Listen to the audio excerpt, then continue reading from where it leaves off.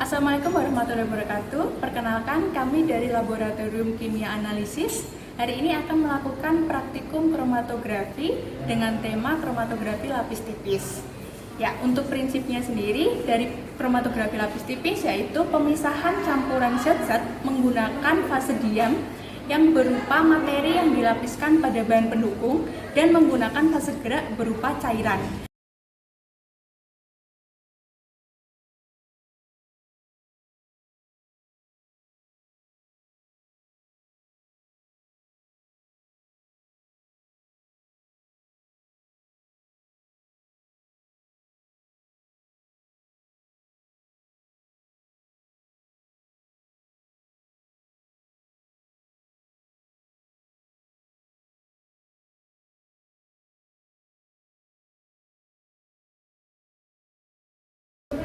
Oke, hari ini kita akan melakukan praktikum dengan judul identifikasi flavonoid pada sampel ekstrak herbal.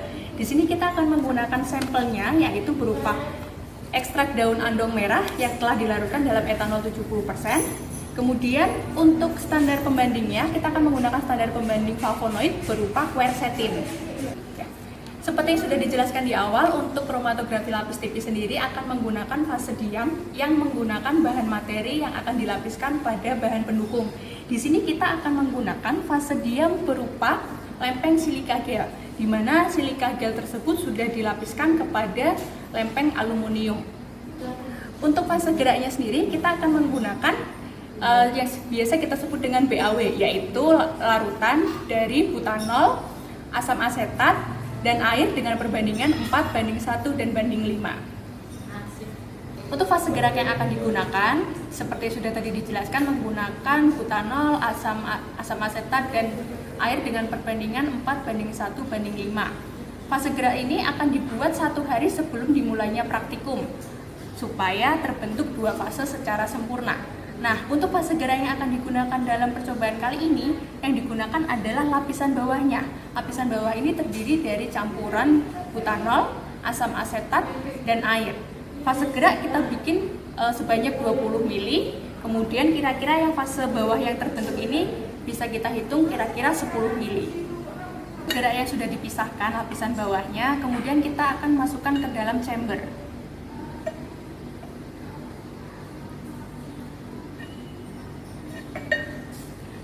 Sebelum digunakan, fase gerak ini harus dijenuhkan dulu dengan cara kita akan masukkan kertas saring warna. Kemudian kita akan tutup, tunggu hingga elusinya mencapai atas dari kertas saring. Ketika larutan sudah mencapai atas dari kertas saring, bisa dikatakan fase gerak tersebut sudah jenuh. Sambil menunggu fase gerak tersebut jenuh, kita akan melakukan preparasi dari lempeng KLT-nya itu sendiri. Di sini kita akan menggunakan lempeng KLT. Sebelumnya kita akan ukur panjang dan lebar dari lempeng KLT yang akan kita gunakan. Di sini kita akan menggunakan 2 totolan, yaitu totolan pertama berupa sampel dari ekstrak daun andong merah, kemudian totolan kedua berupa standar pembanding flavonoid yaitu quercetin.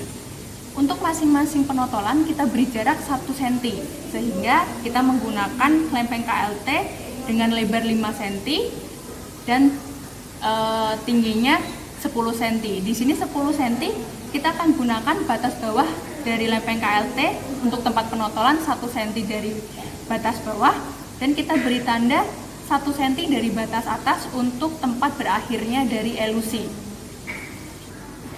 Untuk penotolannya kita bisa menggunakan pipa kapiler sebagai bantuan. Jadi saya akan mencontohkan bagaimana cara penotolannya. Pertama, buka sampelnya, lalu masukkan pipa kapiler. Di sini pipa kapiler akan terisi dari larutan sampelnya.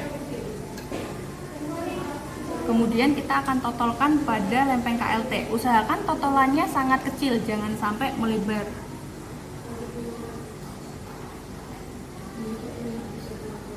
Di sini kita akan menggunakan 3 totolan masing-masing. Untuk totolan pertama, usahakan biar dia kering dulu, baru kita timpa dengan totolan selanjutnya.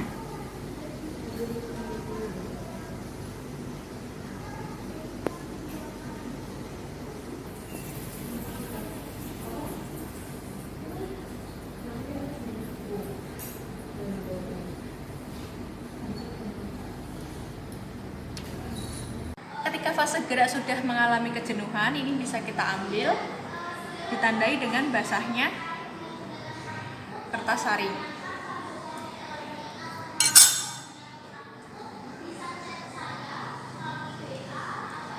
Kemudian ini adalah fase diam yang telah ditotolkan oleh sampel dan quercetin. Ketika fase diam sudah siap, lalu kita bisa masukkan ke dalam chamber yang berisi fase gerak. Lalu kita tunggu hingga elusi terjadi sempurna.